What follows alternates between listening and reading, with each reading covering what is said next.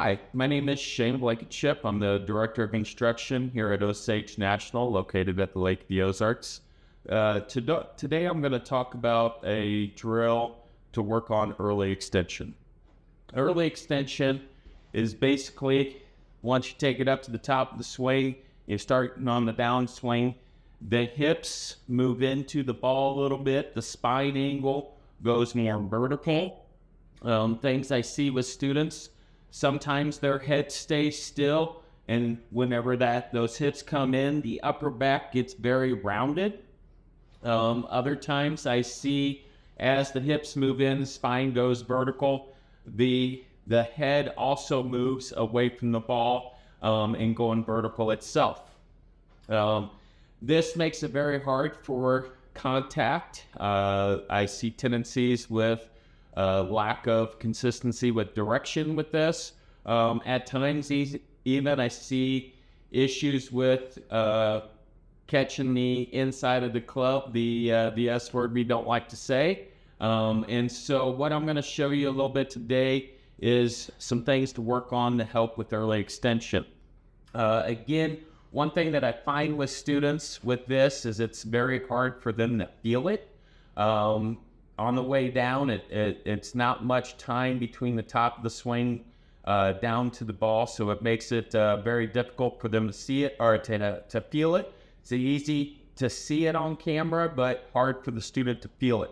With that being said, what we've got to do is try to get the student to feel it. And again, there's not much time from the top of the swing down to impact. So with this drill, the thing I want you to do is try to work on it slowly and often, to where it becomes repeatable. It becomes you're doing it without even thinking about it. Nice thing about this drill is we're coming into winter time. Easy drill to work on inside. The thing that you're going to need is a chair. The reason for it is, again, since it's hard to feel, we got to give ourselves some feedback to make sure we're keeping our posture, keeping our spine angle on the way down. So I'm going to show this a couple different ways, but the first thing I'm going to do is just set it up down the line. Basically what we're wanting to do is get a chair to where our back hips are up against the chair.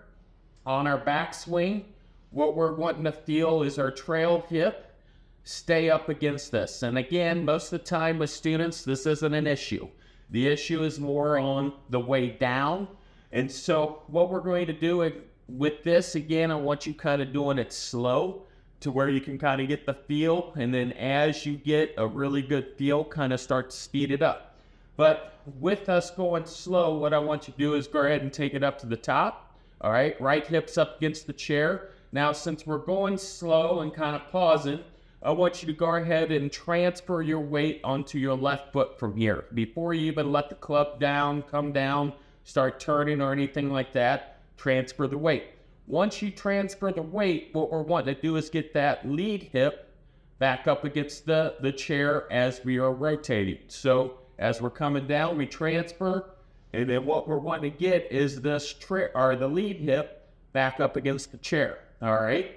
And so to show this from a different angle, more face on, again, we're using the chair as feedback, because if we get early extension, a lot of times you'll lose the chair up against your hips. So what we're going to do is, again, set up, make your backswing, right hip, or for me, right hip, but trail hip gets up against the chair. And again, if we're going slow, transfer. What you might see a little bit is a little bit of flex into this lead knee. From there, once you come down, start to push through the lead heel and straighten up that left leg or lead leg and force the left hip back or the lead hip back.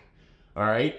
And again, what we're trying to do is use the chair to get a feel of keeping the hips back through the downswing and into the impact area. Hopefully this helps a little bit with early extension.